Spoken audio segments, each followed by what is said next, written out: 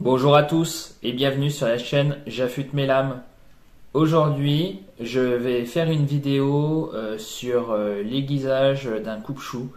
C'est quelque chose qui m'a été beaucoup demandé par mail, donc du coup ça donne l'occasion justement de faire varier un peu le contenu, c'est intéressant.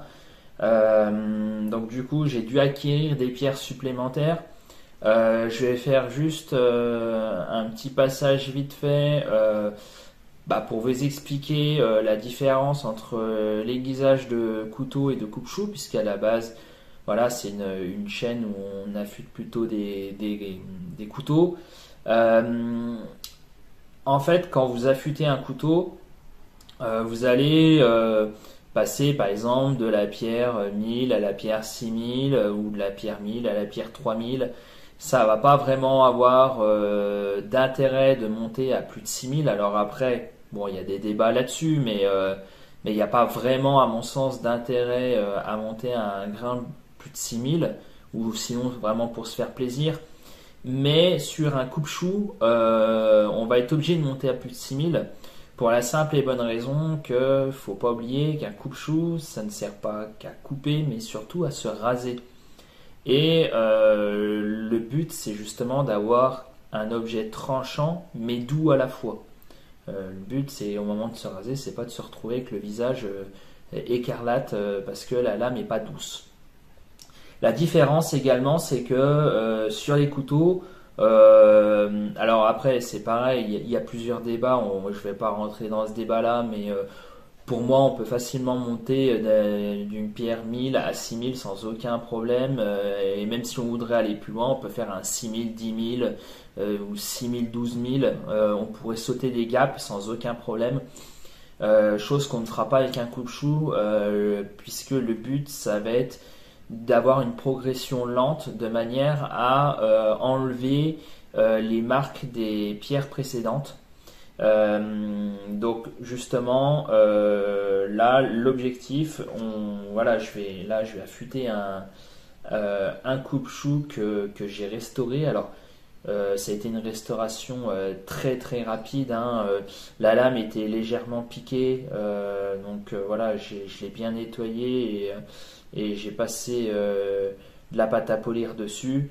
Mais l'objectif, voilà, c'était pas de le rendre neuf à 100%, mais ça c'est encore un autre détail. Et l'objectif, ça va être de refaire cette lame. Donc on regardera l'état de la lame au microscope pour voir ce qu'il en est. D'ailleurs, à ce titre, c'est assez intéressant d'avoir un microscope ou alors une loupe de manière à observer le fil et le voir justement l'état et voir quelles sont les pierres par lesquelles on doit commencer en priorité. Donc là, pour l'occasion, j'ai dû acquérir de nouvelles pierres. Donc les pierres, je vais vous les présenter, celles que je vais utiliser aujourd'hui. Donc là, moi, je vais commencer avec une pierre 1000. Pour la simple et bonne raison, c'est que le coupe-chou a besoin d'être bien refait. Donc là, je vais vous montrer en vidéo l'état du fil.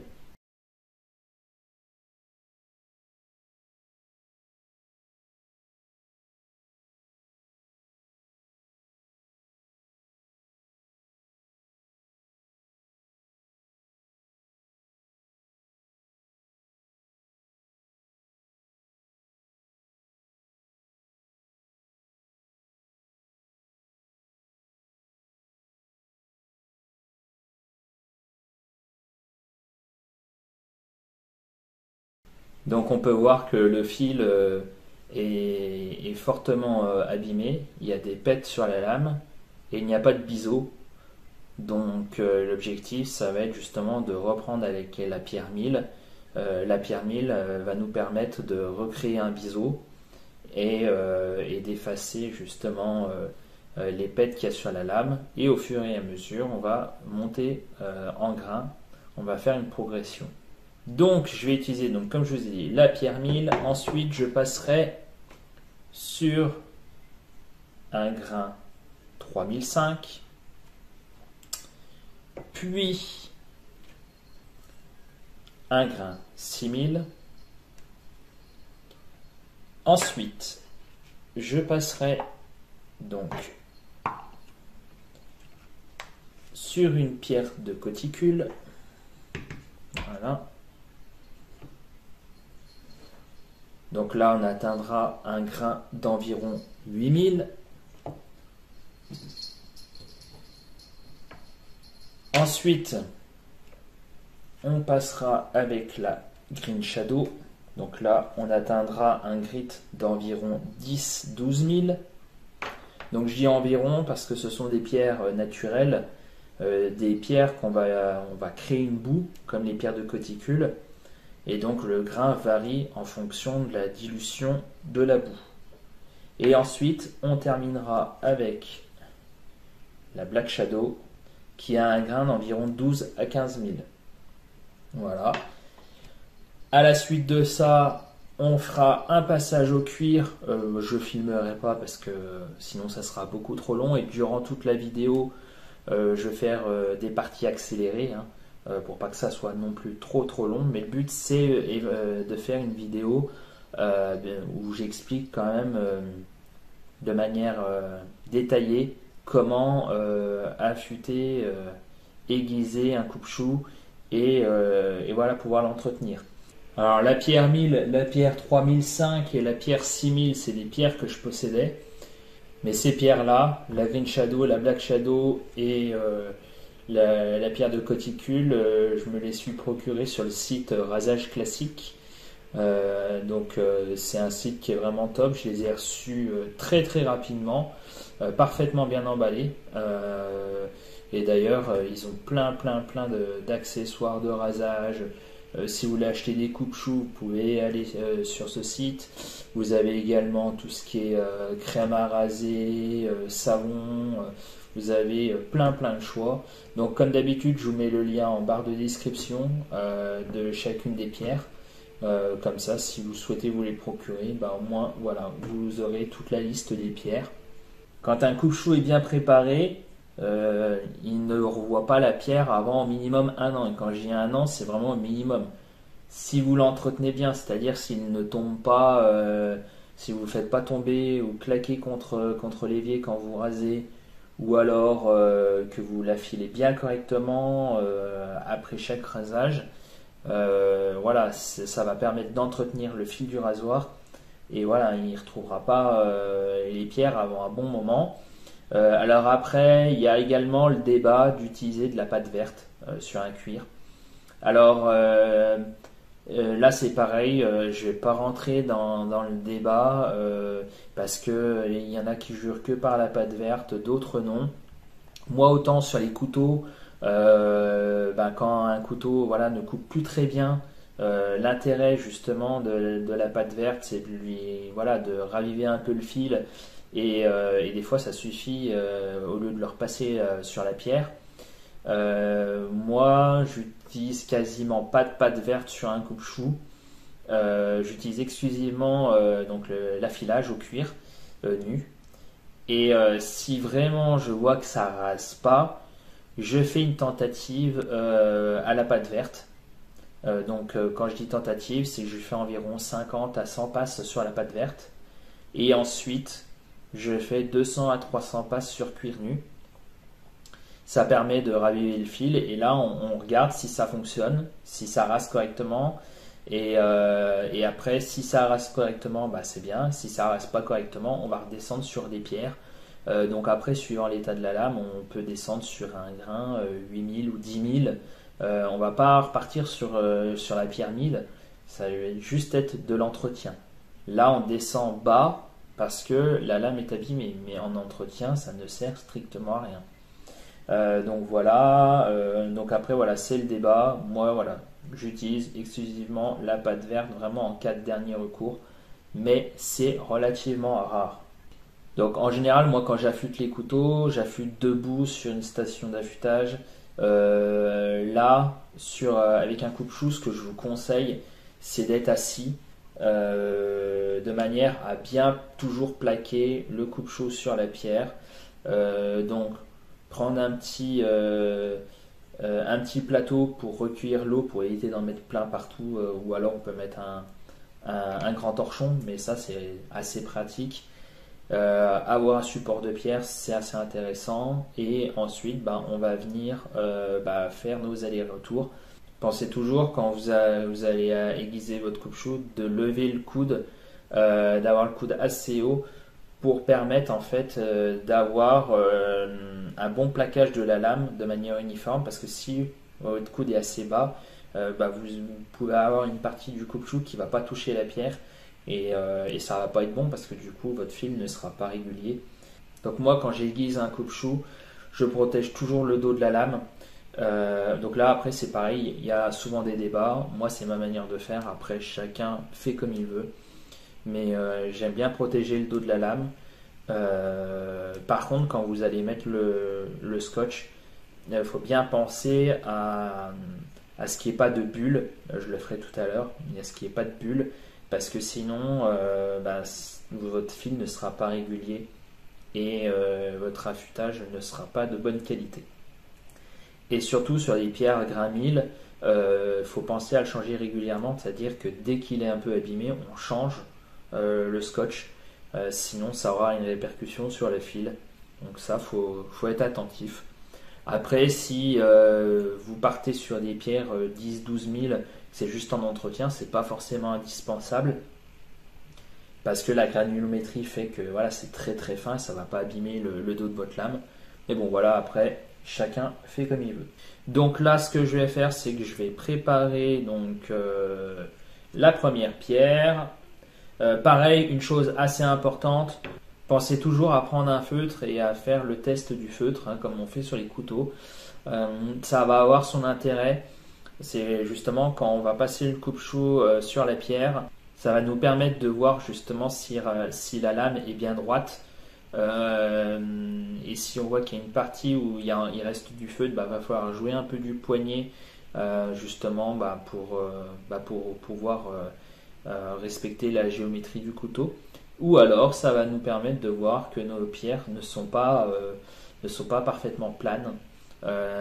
Donc là il faudra les dresser. Alors là moi pour la vidéo je les ai dressées, donc elles sont parfaitement plates, mais en tout cas voilà, c'est une chose à savoir. Donc là ce que je vais faire, c'est que je vais protéger donc le dos du coupe-chou.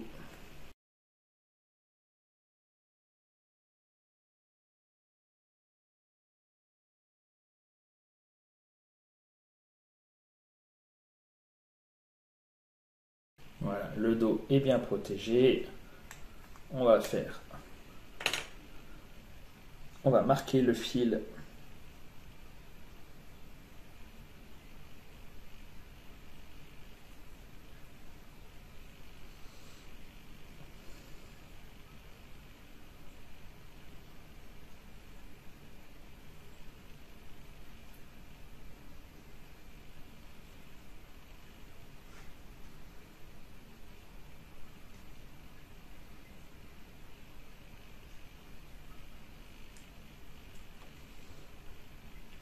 Voilà, le fil est bien marqué.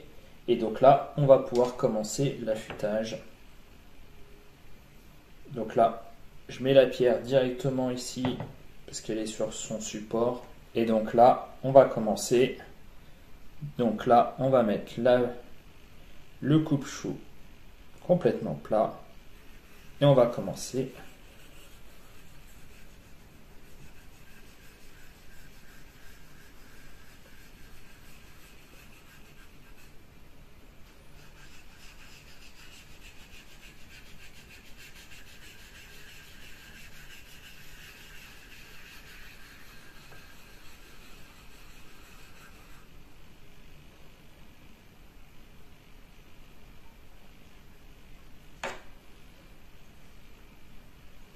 Bon, là ça glisse un peu. Je vais y mettre là-dessus, ça va ira mieux. Voilà. Toujours bien penser aussi à s'essuyer les mains. Très important. Donc là, voilà, lame bien à plat. Et donc là, on peut commencer avec des petits cercles.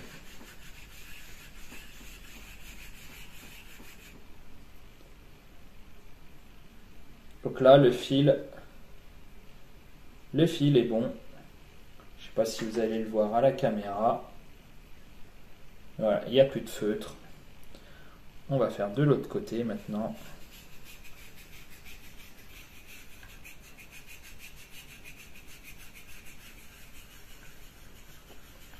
Donc au niveau de la pression, on exerce une certaine pression, mais on n'est pas non plus, on n'appuie pas non plus très très fort, mais il faut quand même exercer une certaine pression.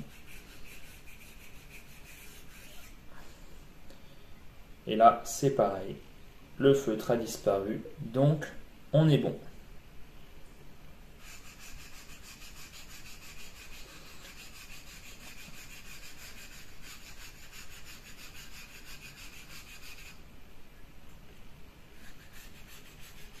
Donc là, on est plutôt pas mal, parce qu'en plus, la pierre est relativement large.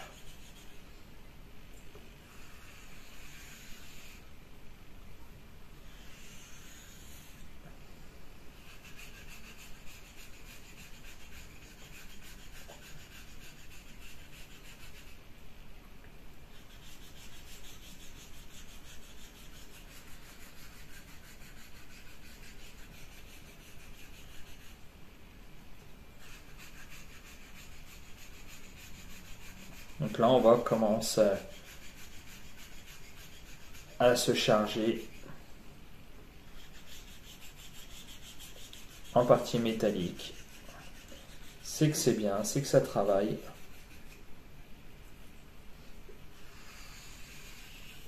Et ensuite, on va alterner avec des passes en X.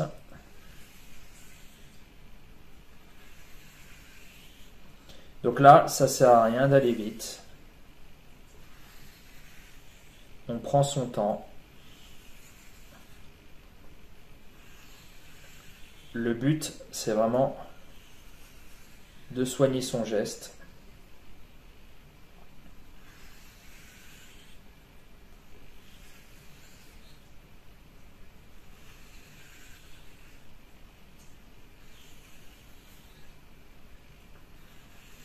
Donc après, pour savoir quand est-ce qu'on doit s'arrêter, il y a plusieurs manières. En sortie de pierre 1000, votre coupe-chou doit être capable de raser les poils à la volée.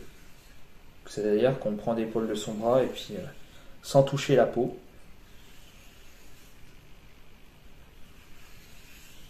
Et s'il est capable de faire ça, c'est que c'est bon. Et puis après, il y a le test du microscope. On regarde la lame. Et là, on regarde si on a un biseau qui a été créé.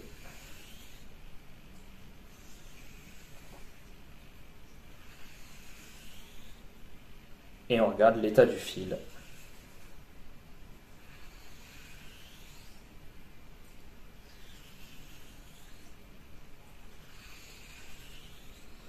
Et si le coupe-chou n'est pas capable d'enlever les poils à la volée, ou qu'on regarde visuellement que la lame n'est pas en bon état, ça ne sert strictement à rien de passer sur les autres étapes. C'est un peu comme quand on aiguise un couteau. En sortie de pierre 1000, si le couteau ne coupe pas, ça ne sert à rien d'aller au-delà. Là c'est pareil. Si vous voyez que le résultat n'est pas bon, ça ne sert à rien de monter. C'est pour ça qu'il vaut mieux prendre son temps. L'objectif, c'est d'avoir une bonne base. Quand on reprend un coupe-chou de cette manière, l'objectif, voilà, ça va être de créer un bon biseau, un bon fil.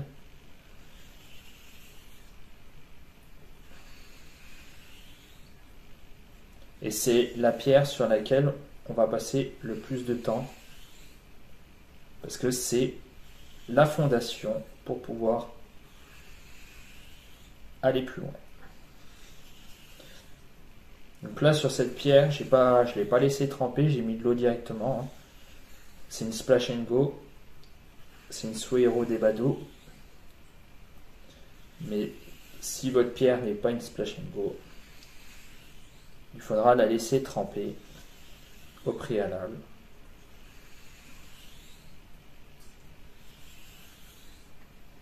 Voilà. On va regarder l'état de la lame.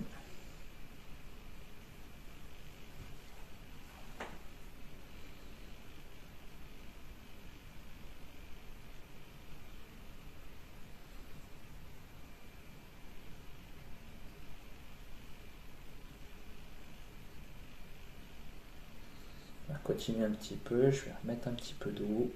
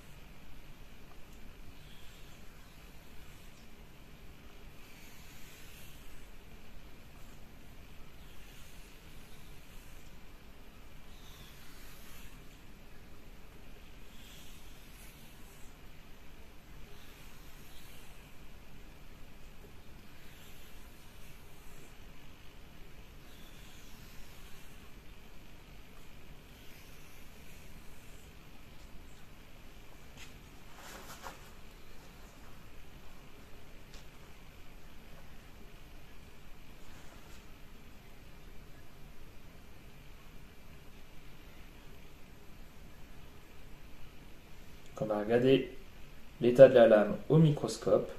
Donc là c'est bon, on va pouvoir passer à la pierre 3005. J'ai regardé vite fait au microscope, c'est tout bon. Donc là on va mettre de l'avance rapide hein, pour pas que la vidéo soit trop longue. Donc là on va refaire exactement la même chose. Donc là la pierre est légèrement plus étroite. La pierre est un peu moins large. Donc ça va être un peu moins pratique. Mais bon, va falloir faire des passes en X. Ça ira quand même assez bien. Donc là, hop, on va faire des petits cercles pour commencer.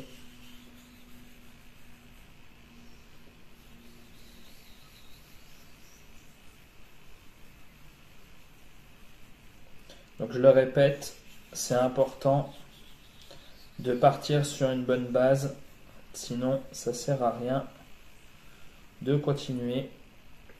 Donc là en l'occurrence j'avais quelques pets sur la lame, donc les pets ont complètement disparu.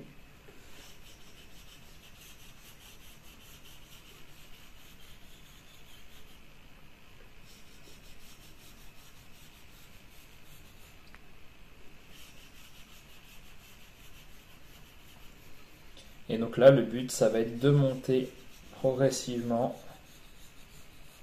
en grain. Donc là, on va faire des passes en X. Voilà.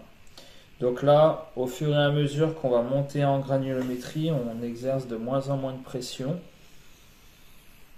Là, ici, la deuxième main, elle me sert d'accompagnement pour être sûr que la lame plaque bien tout du long. Mais en aucun cas j'appuie ici, sinon ça va créer un déséquilibre et ce ne sera pas bon pour le fil. Donc là on va passer en avance rapide.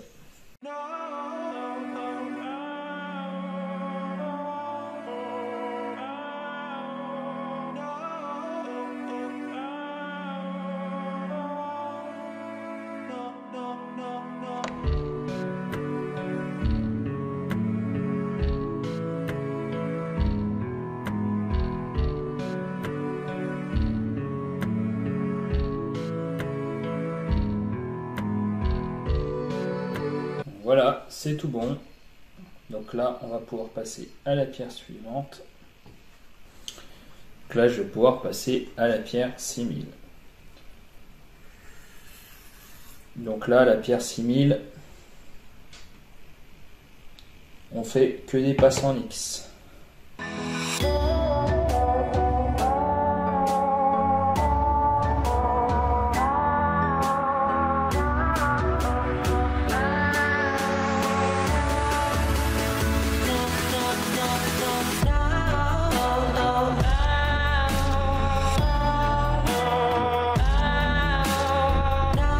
Donc là, c'est tout bon.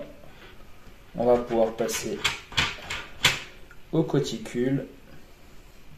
Donc là, le principe, c'est qu'on va créer une boue à partir de la pierre à bout.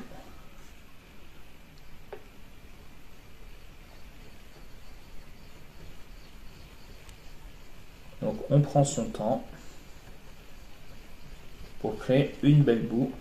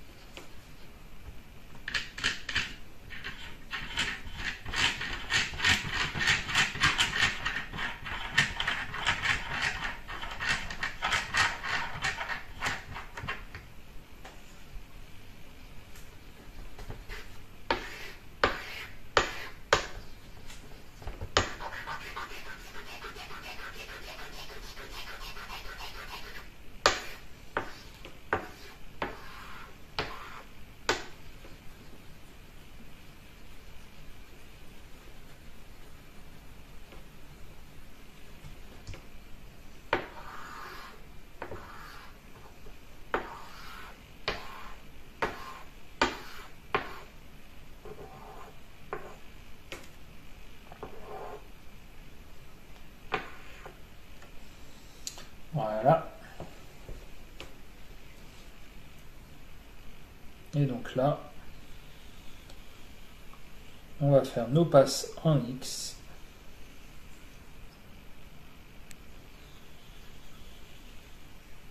On prend son temps. Et là, vu que la pierre est pas très large, voilà, je vais secouer un petit peu la lame à chaque fois pour garder la boue qui va nous servir à progresser au niveau de la granulométrie.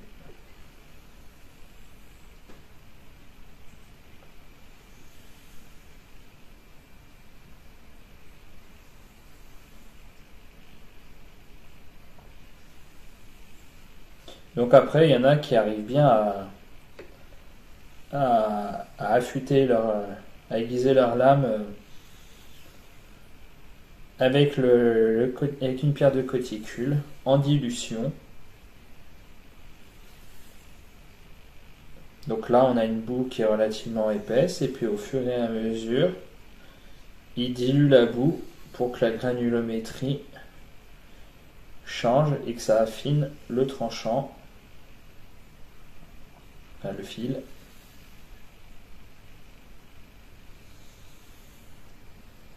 Et il y en a qui arrivent très bien à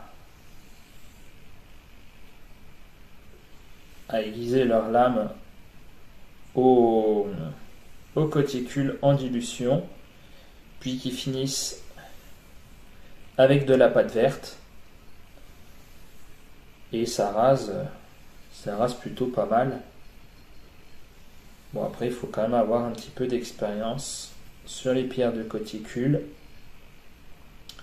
Et après, c'est ce que je dis, chacun a sa méthode et chacun utilise les pierres qu'il souhaite.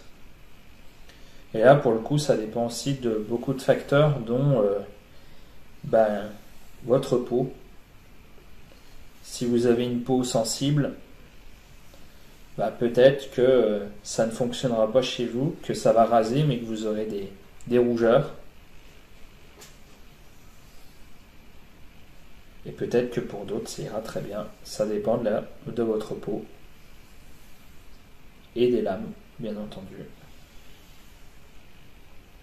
Donc là, on va accélérer un petit peu la vidéo.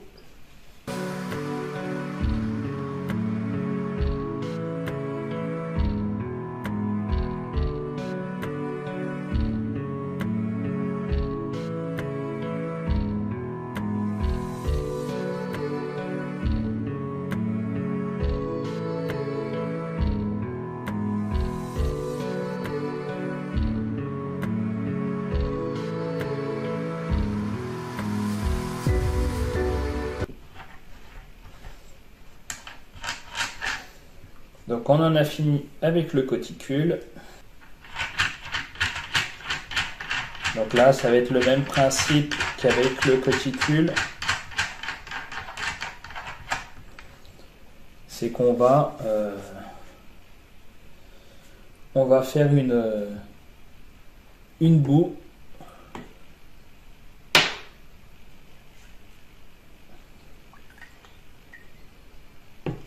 Voilà.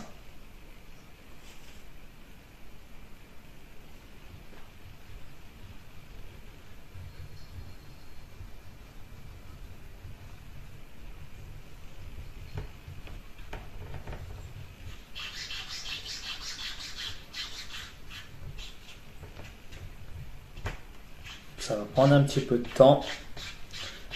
Je vais mettre en accéléré et je vous reprends juste après.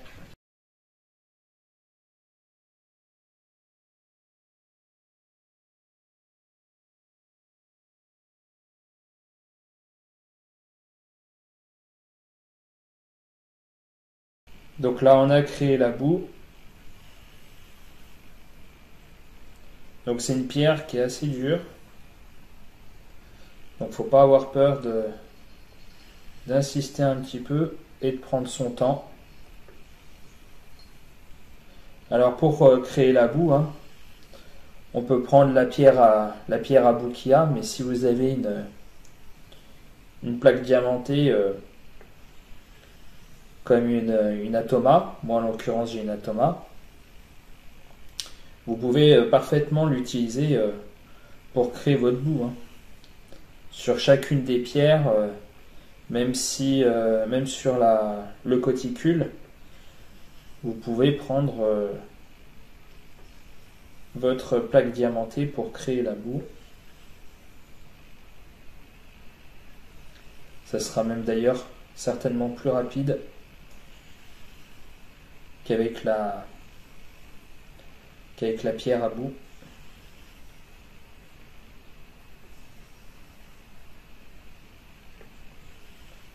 Et donc là, on répète l'opération comme à chaque fois. Essaye de garder un maximum la boue. Quand on secoue la lame, on fait attention de ne pas taper le fil contre la pierre.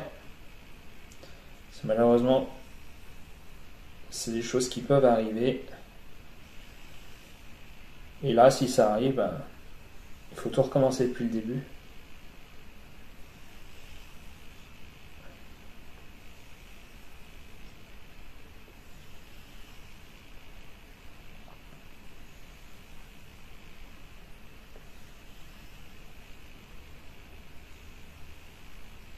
Donc là, on n'exerce aucune pression.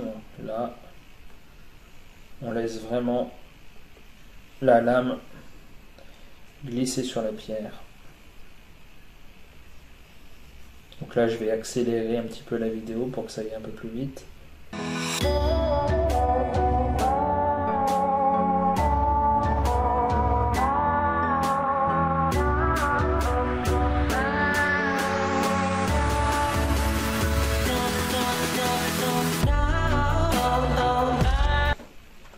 Donc c'est tout bon.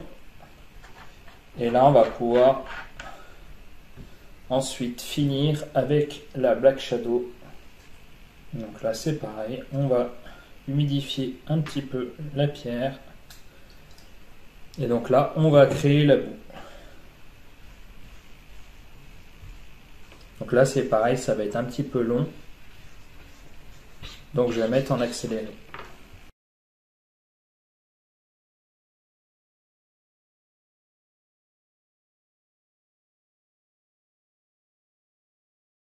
Et donc là, on va recommencer.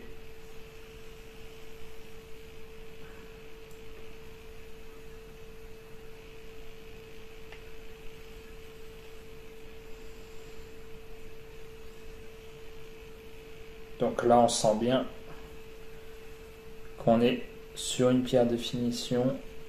C'est très très fin. Je le répète encore, mais aucune pression.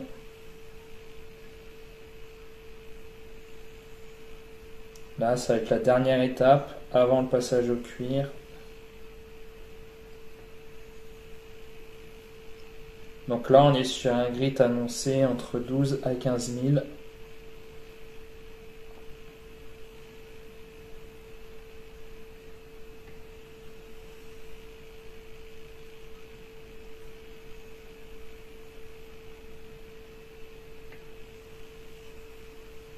Donc là, pareil, je vais accélérer la vidéo.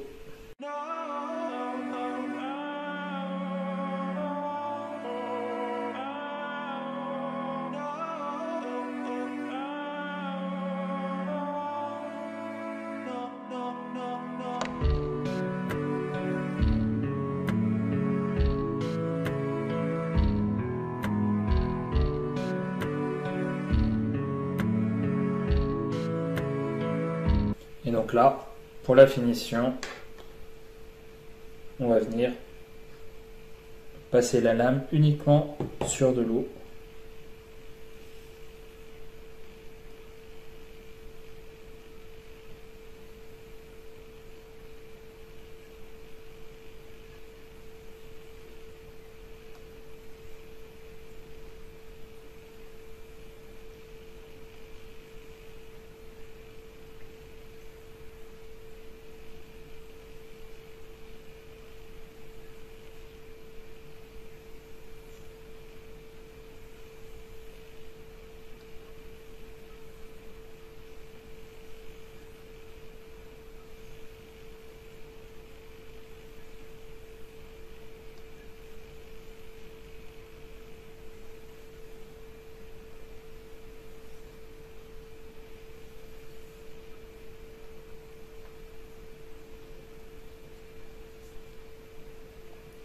Et voilà. Donc là, je vais bien rincer la lame.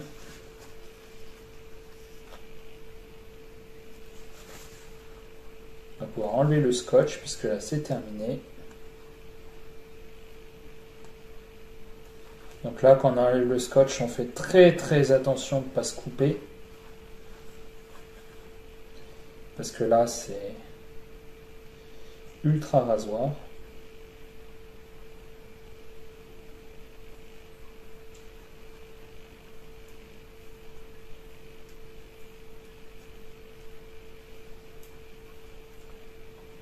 C'est pas le moment de le laisser tomber par terre ou de se couper.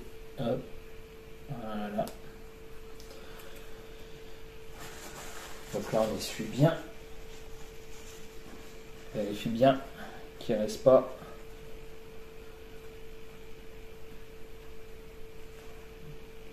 du collant du scotch.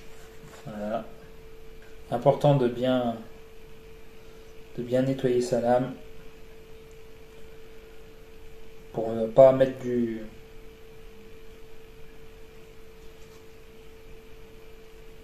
collant de scotch sur le cuir, parce que là ça va être la prochaine étape. Donc là maintenant c'est tout bon, et pour finir, donc là on va le passer au cuir. Donc concernant les cuirs, donc ce que je vous conseille, c'est de ne pas utiliser des cuirs, je m'adresse particulièrement aux personnes de la chaîne, on évite d'utiliser des cuirs qu'on a déjà utilisés pour des couteaux. Il vaut mieux avoir un cuir dédié au coupe-chou et un cuir dédié au couteau. Donc après, donc vous avez des cuirs alors que vous pouvez acheter ou que vous pouvez faire vous-même, hein, sans aucun problème. Là, pour ceux qui se poseraient la question, c'est un cuir Hérold, voilà. Mais après, vous avez plusieurs systèmes. Donc là, vous avez deux faces, donc c'est les deux mêmes faces. Donc on peut enduire de pâte verte et garder un cuir nu. Donc ça, c'est de la raquette traditionnelle. Après, vous pouvez utiliser un strop. Donc là, ça va être une lanière.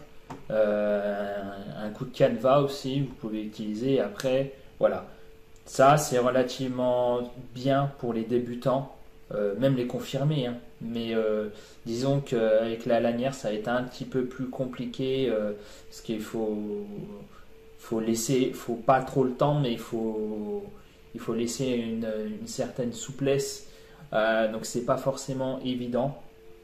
Tout en sachant que quand vous sortez, alors après c'est ma façon de faire, hein, mais moi en sortie d'affûtage, je passe le coupe-chou 150 fois, au minimum 150-200 fois sur le cuir, et après il est prêt à raser.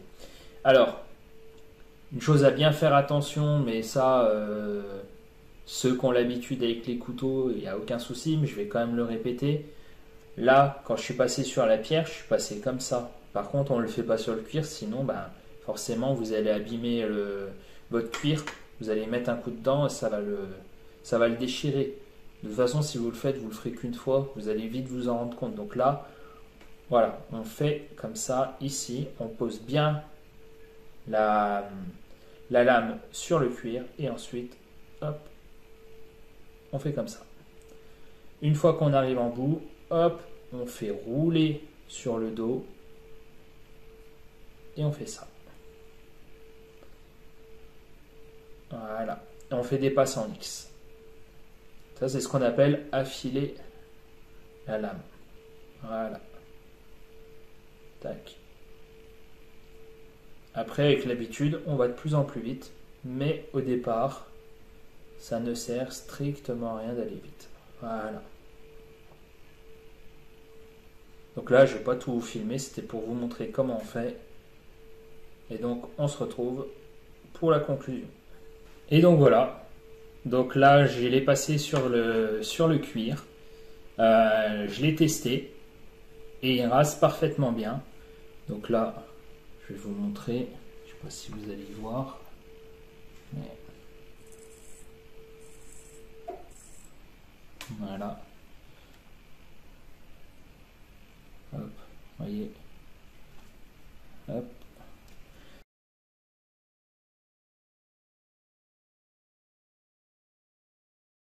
Donc il rase parfaitement bien. Donc voilà.